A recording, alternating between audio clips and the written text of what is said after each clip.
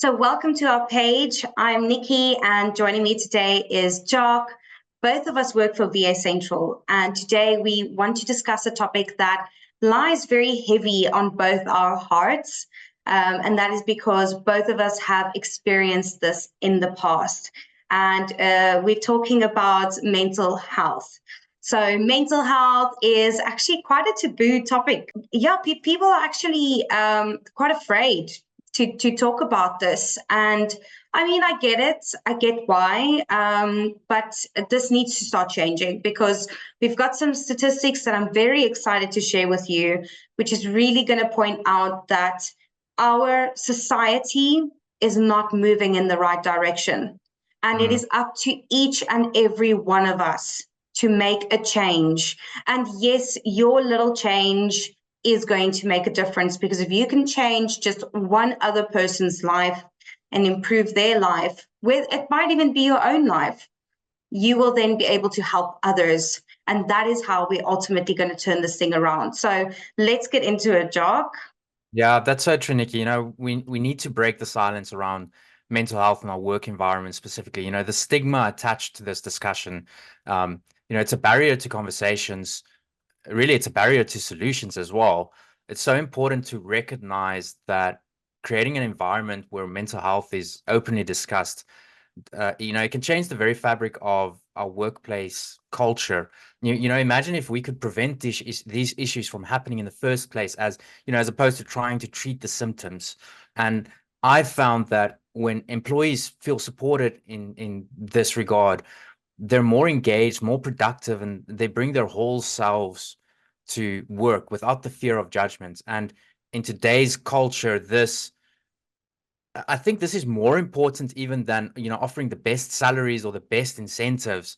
The lifespan of your employees within your company, your staff lifespan, it can double or triple just simply by being engaged with their well-being. Absolutely, 100%. Someone actually very close to me recently accepted a job that was about a third of her salary. Now, I'm not all for that, but she recognized the kind of approach to mental health that the employer had. And that actually caused her to go for a lower paying job and to become loyal to that brand rather than she had two other offers on the table. And she Wow. decided not to go for those offers because in the interviews, she just had a feeling it seemed like it was going to be that same toxic culture that we've all been exposed to. So anyway, just getting to some stats that I'd love to start with. So 64% of people working in smaller companies, so this is with 10 to 100 employees, feel guilty about taking annual leave, while 30% take less annual leave than normal. 46% of employees in smaller companies worry about being perceived as not working hard enough, rising to 52% of workers in larger companies. In 2020 to 2021, poor workplace mental health costs the private sector around 43 to 46 billion pounds, while it costs the public sector around 10 billion pounds. So it Wow. just shows you That's it's crazy. worse in the private sector. Across all sectors, 47% of employees display presenteeism, showing up for work without being productive due to poor mental health. So to kick things off, Jock, a term that gets thrown around quite often is work-life balance. Okay, I've been guilty of this. And the thing is, when I use the term, I do mean it, but honestly, what does it mean? And is the term work-life balance simply a fad? Is it a hot kind of term to use, or is there some truth behind it? It's definitely not a fad. The way that I would define work-life balance, I think the key word there is balance. And there are two schools of thoughts when it comes to balance within our lives, at the risk of sounding too philosophical. Um, on the one side, you have Aristotle, who was an ancient Greek philosopher and, is often considered one of the most important founding figures, the founding father, I would say, of Western philosophy, alongside people like Socrates and Plato, right? And Aristotle introduced this concept called Eudaimonia, which is often translated as flourishing or well-being. And he posited that true happiness comes from balancing and moderating various aspects of your life in a virtuous way. So if we were to take that thought and we were to apply it in today's world, specifically with work-life balance, it isn't really just about scheduling or managing your time. It's about creating a life where our professional and our personal activities are aligned in such a way that they contribute to our overall happiness and fulfillment in a harmonious way. And yeah, so if you think about it like composing a piece of music or painting a picture where every note and every brush stroke plays an important role. And so here, with this thought, work and personal life, they aren't really pulling against each other. They're parts of a whole that complement each other, right? And then on the other side, there's this perspective that sees work-life balance as a constant negotiation, right? Sort of a back and forth between the demands of our job and the needs of our personal lives. And this view is a little bit more modern and maybe a bit existential, but it recognizes that sometimes what we do for a living and what we wish we could do are in conflict. And every decision that we make about how we spend our time can be seen as a reflection of what we value or a compromise between what is necessary and what we want or what we desire. And while I personally lean towards the idea of harmony, I think it's important to acknowledge this ongoing negotiation as a reality for many. It's not, it's not about choosing one or the other, or choosing one over the other.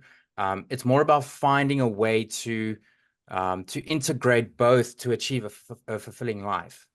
Because when you're working hard in a sustainable way, which is the key word there, and you're doing something that you believe is important, it contributes to, a life well lived. So that's my thoughts on that. What about you, Nikki? What do you think it is, and what do you think is the best way for us to achieve this harmonious state where, we have this balance in our life?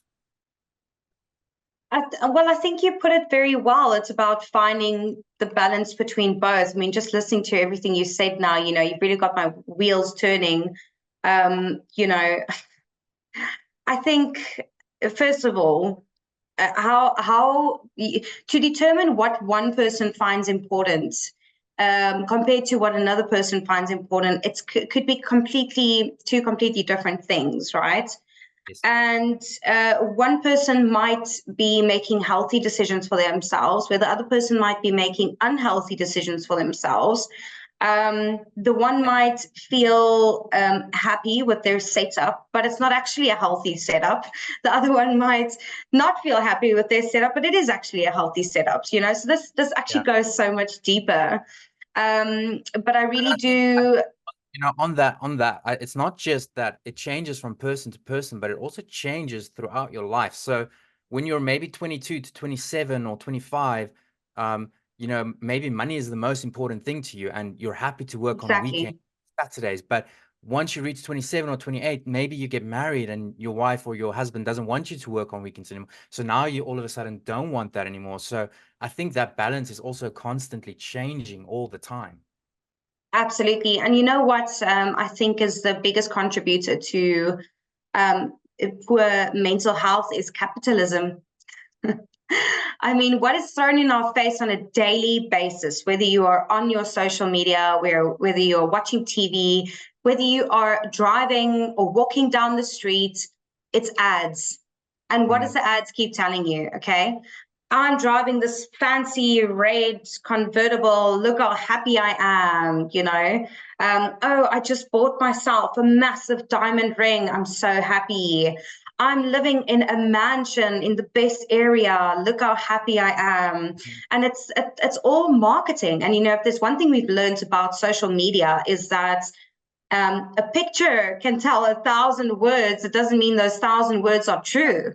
And We no, it's with that, it's all of these, you need all of these things to be happy.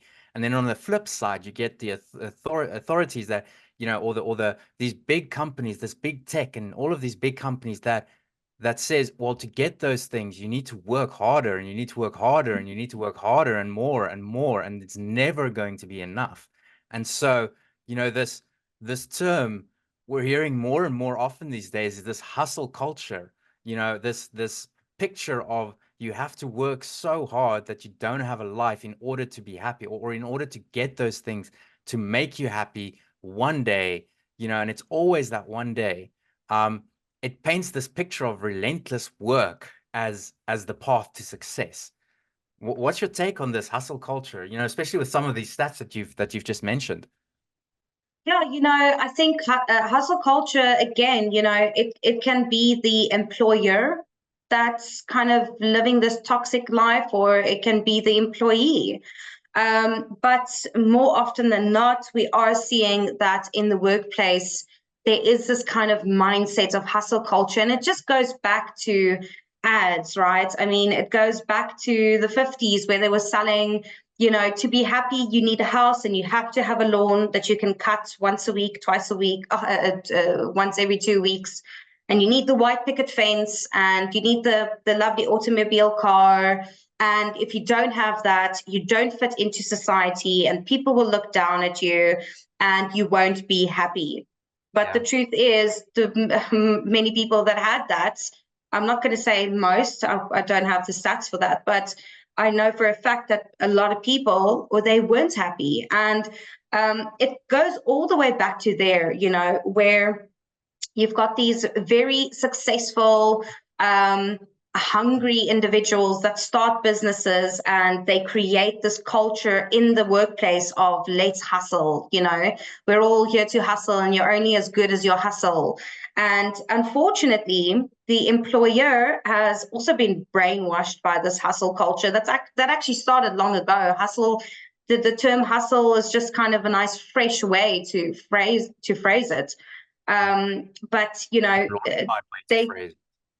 they set up this kind of toxic culture, and then you've got the employee that's coming in, and they see how successful this business owner is, and they also want to be like that, and then it just goes into this hustle culture. And I'm actually kind of I wouldn't say a victim to this, but I can attest to that. I fell into that kind of toxic culture, this hustle mindset of you need to hustle to be happy, you need money to be happy, you need to have the best car, the best house, da da da da da, and you need to keep up with the Joneses, because if you're not keeping up, then you're just not it, and you're not important. Yeah. So I fell into hustle culture, and because I thought it was important, as did my boss at the time, and I absolutely just had the biggest burnout, and I lost happiness. I was just anxious. I had so much anxiety, on a Sunday, knowing that tomorrow I need to start my work day, my work week. And it eventually reached a point where I had to stop, and I thankfully got the opportunity to work for VA Central. And I needed to put the brakes on. And that happens to a lot of people in hustle culture, is that they kind of go, and they just reach a point where they realize, like, I can't do this, because we're not machines. Yeah. We're not machines. We're real people. We've got dreams. We've got hopes. We've got family. And if you don't have that work-life balance, and if you're kind of tainted with this hustle culture, it's just the perfect setup for poor mental health. Yeah. What's your take on that? I think hustle culture, it's a glorified term, that I think has been so cleverly placed into our lives, where it started off with you need to work, where you know, back in the day, it was the man that had to work hard, and he had to go out, and you know, the woman had to stay at home, look after the kids, and the man was never home. And they made it into such a way that eventually that wasn't enough anymore. And now all of a sudden, both the husband and the wife had to go, you know, work hard and be away from home, and never see each other, never see the kids, never. And it's this constant, you know, I think it's the normalization of this hustle culture, where hustle culture has been normalized. You know, it's kind of, it's gotten to a point where if you're not hustling, you know, working 12 hours a day, you're not serious about your job, or you're not ambitious, or you're not driven. You're not going to be in line for that promotion. You know, not hustling is seen as a weakness and not as a choice.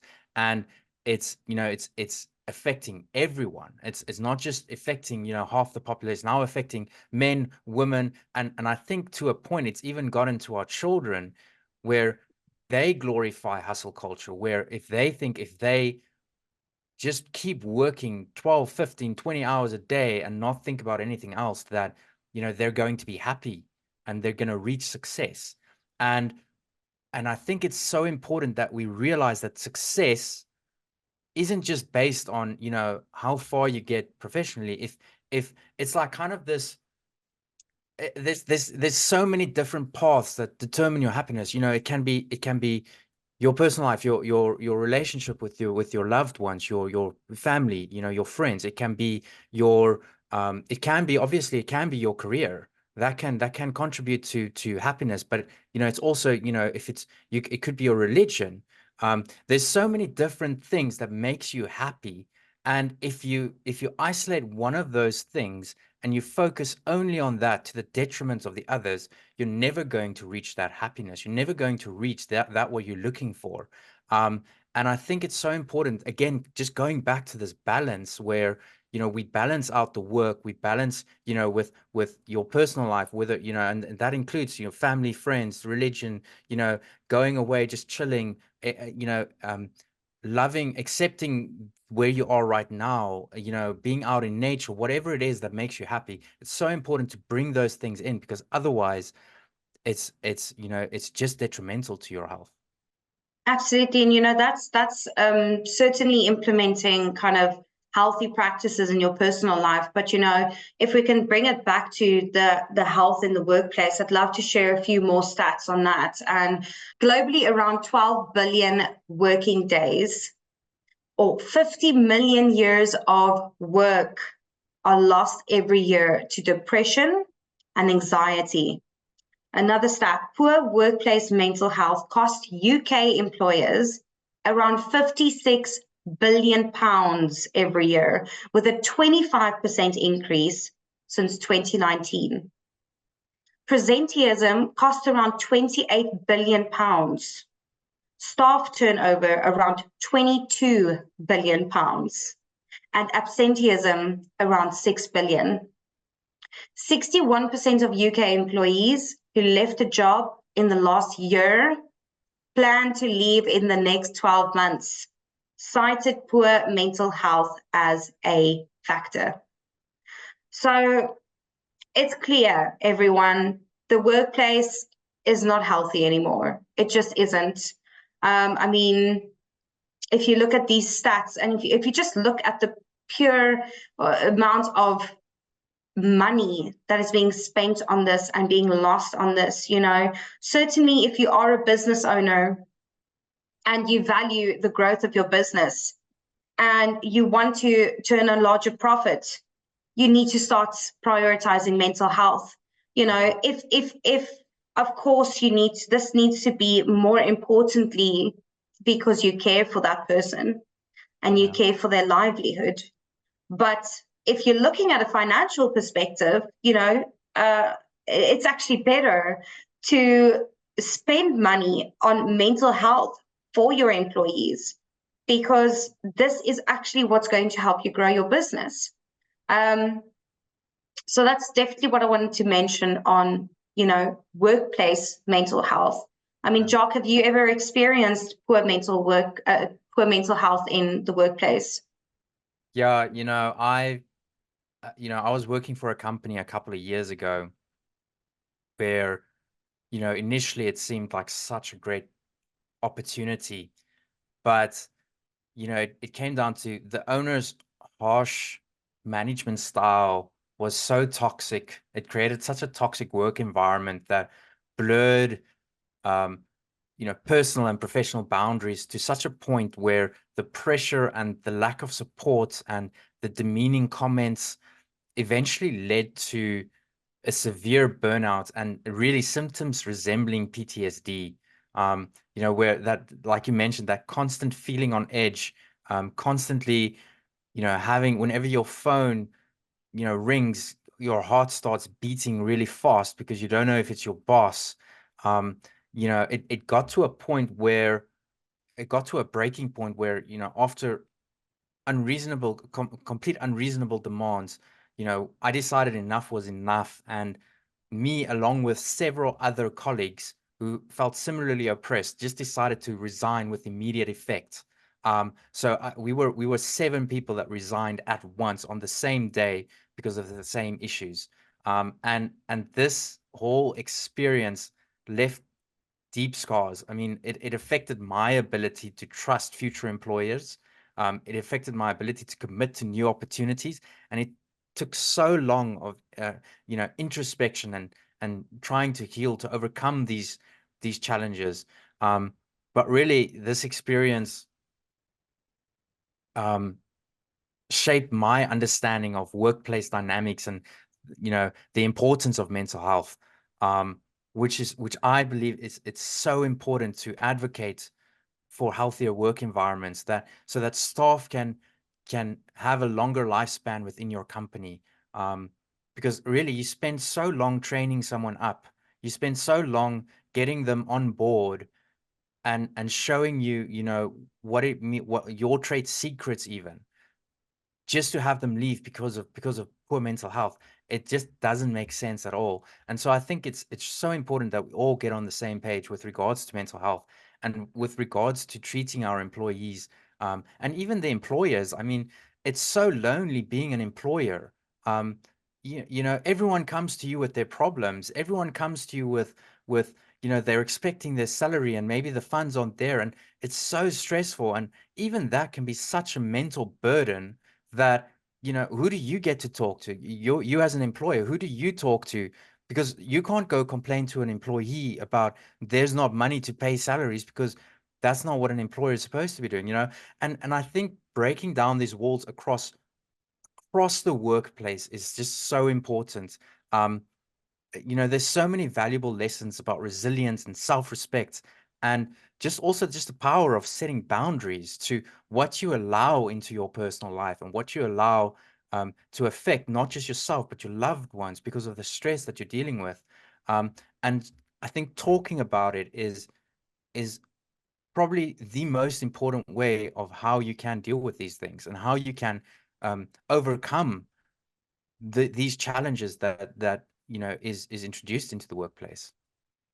Absolutely. And, I'm very glad that you started talking about business owners as well, because, it's not just the employees that are suffering. It's 100% the business owners.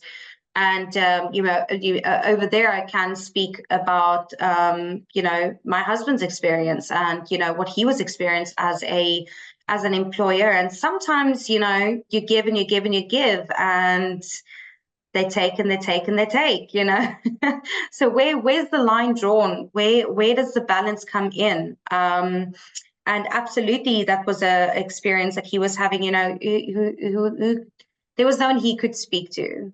There was no one. He could speak to his managers, but again, they were the managers. They weren't the business owners, and that can be very difficult and very hard on a business owner. And looking at that as well, I mean, I think a lot of business owners feel this need to just be busy all the time, because it kind of makes them feel like if they're busy all the time, then they're successful. And it's kind of this like perpetual busyness that they have. Is there anything you can mention on that? Yeah, that's something that I personally struggle with constantly, is this, this idea of perpetual busyness as a badge of honor. It's the concept that a packed schedule is often seen, as a tangible measure of your dedication or your importance and ambitions. But on the other hand, being busy, it can imply that we're sought after and that our skills are in demand. It suggests a certain level of competency and commitment. But always it comes back to a couple of questions that I ask myself. Firstly, does this constant activity truly signify success, or could it sometimes be more of a veneer, masking inefficiencies or even a fear of what might happen if we slow down? Two, is it still valid in today's work culture, or is it a holdover from a time when output was the only measure of productivity? And while we question this badge of honor that comes with perpetual busyness, I think it's important that we clarify that when I say perpetual busyness, I don't mean, I'm not advocating for a swing to the opposite extreme where minimal effort becomes the norm under the guise of modernism or a misunderstood sense of balance. I think it's still important to recognize that our outputs and our results still matter. Being productive and making the most of our time are important components of professional success. However, it doesn't mean that we should glorify being busy just for the sake of it. There's a fine line between being productively busy and just being busy, where it becomes more about fulfilling time than fulfilling tasks. I think true dedication is about effective output. It's about being smart with our time and our energy. This means prioritizing tasks, eliminating unnecessary busyness, and still achieving the results that we aim for. And at the same time, it's about ensuring that this productivity does not consume our personal lives or our well-being. So, in today's world, I think the challenge is to balance genuine productivity with personal health and happiness. And it's about being busy with a purpose, not just busy for the sake of, being busy. So, I think a couple of important questions to ask yourself is what tasks are you busy with? What are you wasting time on? What should you keep on your plate, and what should you hand off to someone else? These are all questions that I think are important when it comes to perpetual busyness that you need to answer and that you need to be honest with yourself about. What do you think, Nikki? I 100% agree with you. I'd love to share some more stats on that. So 55% of people who experience depression say that work is a contributing factor. 79% of UK employees feel close to burnout. This rises to 82% in the tech industry, very interestingly. 1 in 3 employees still feel that mental health support in their workplace is inadequate and would like more support from their employers. And only 13% of employees feel comfortable discussing their mental health in the workplace. And, I think, again, these stats just really do point out that we've got it wrong. We really do have it wrong. And whether you are someone that is constantly booking sick days and hiding at home, or you're someone that's the opposite and you're just keeping yourself busy, throwing away kind of your balance, and you're actually screaming on the inside, but you're not speaking to anyone on the outside. Most people are affected by this. Really, most people are affected by this kind of hustle culture, seeming busy to seem successful, and sticking with employers, well, even sticking with employees that don't appreciate you. But there is the opportunity to turn it around. So I've got some stats to support that as well. So more than 52% of employees don't feel they get enough support from their employer for their mental well-being. So again, half of employees don't feel they get that support. We can turn that around. We can turn it around and start supporting our employees. Initiatives aimed at improving workplace mental health can yield a return of interest up to 800% due to higher productivity, fewer sick days, and lower staff turnover. And then having better mental health initiatives in place can save UK businesses up to £8 billion every year. And initially investing, this is a small investment, initially investing £80 per employee in promoting well-being initiatives at work will result in a net return of around £600 in savings due to reduced presenteeism and absenteeism. Wow. So, these are stats that are really kind of supporting this movement that needs to take place, where employers are looking after their employees are speaking up, they're not staying quiet. And overall, across the board, whether you're an employee or an employer, you need to start really prioritizing your work-life balance. And you need to find what that means to you personally, because that is going to differ to everyone. Everyone will have different measurements in terms of what will make them happy in both the workplace and their personal life. I do have one closing quote that I'd like to make, Jacques, but I'd first like to hear your ending thoughts. Nikki, I really enjoy reading, right? And there's this book by Christopher Browning called Ordinary Men, and it explores how normal people can be driven to commit extraordinary acts under certain conditions. The book discusses a reserve police battalion during World War II and how these seemingly ordinary men were led to participate in atrocities, and seeing their actions as being normal because of the normalization of authority and their peers. Now, I'm not comparing hustle culture or this to Nazi Germany, but in a similar vein, hustle culture and this normalization of overwork and extreme job demands, under the guise of ambition and chasing success, is, there's this line that can be drawn there. What starts as encouragement for productivity can morph into this toxic environment where extreme working hours and self-neglect are not just normalized but celebrated. And this normalization doesn't just stem from company culture, but also from societal expectations and peer pressure.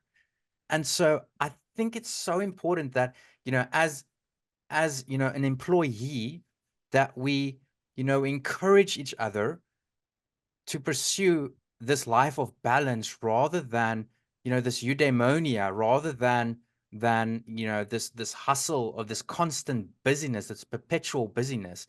If only one employee can speak up about it with their colleagues, it can change your culture radically. All it takes is one person to speak out about it. Someone could be having such a bad day or such a bad year, and speaking out about it and helping them with that could change their life, and it could change the company culture. And from an employer's perspective, it's so easy to only praise those who stay late or those who work weekends, and it sets a standards that others feel pressured to follow, often at the cost of their health and personal life. And this is where you as a leader or you as an employer can step in to redefine what success looks like, and prioritizing well-being alongside achievements as well. And so these are small little things that we can start doing from our side as employers, as employees, to help each other become better and help each other be more healthy. Because like Nikki said, not only will it increase productivity in the long run, but it will foster a culture where employees actually wants to be there, where you know, as an employer, you're not constantly stressed out, where, you know, as an employee, you know, you have this place that you can go to that's kind of your second home. You know, here at VA Central, we always talk about, you know, our second family. And really that's what it's like for us, because we have these discussions, and we have this, you know, this mental health thing. We take it seriously, and, you know, that's the type of culture that you want to encourage in your own business, and you know, with your colleagues. I really do think, you know, if we can just switch our mindsets to, you know, and do these small little things, we can really make a positive change. 100%. I think, you know, that connection between Nazi Germany and hustle culture, I would say, is herd mentality. You know, we all just like kind of herd into the same direction, you know. So it's so true what you're saying. You know, how do you define success? Do you define success as, you know, beating the guy next to you? Or do you define success in having contributed to someone's life? Because if you're lying on your deathbed, you're not going to lie there feeling good about making double what your competitor made. That's not going to make you sleep better or, well, have more rest in the afterlife. But, you know, if you focus on the lives you're changing, that is so much more valuable than anything else. Pastor T.D. Jakes actually says that giving is so much more selfish than taking.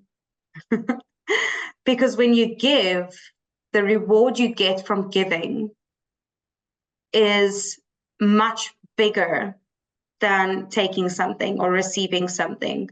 When you give to someone, you are contributing to their life and you're improving someone else's life. So how are you giving?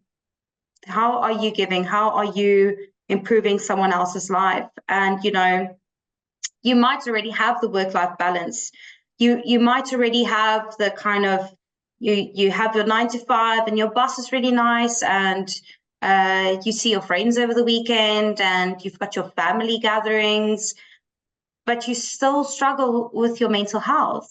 That's also possible. You know, mental health can come from many different places, or the lack thereof. And that's just my closing statement that I would like to make is, when you start giving, and this comes from my personal experience, when you start giving, you focus less on what you don't have, and you focus less on what you lack, and you focus more on how you're contributing and how you're changing someone else's life. And honestly, that's enough to improve your mental health. That's all I want to say, Jacques. Thank you, Nikki. I think we've had a very valuable discussion today.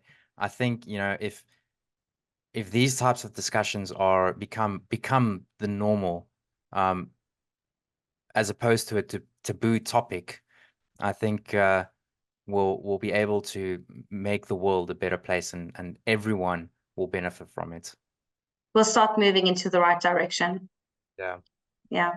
So thank you so much for joining us today. It was lovely having you here on our channel, and we do hope to see you again. If you're interested in seeing more content like this, then make sure you subscribe to our channel and you hit the bell notification to never miss one of our videos. We'll see you in the next one.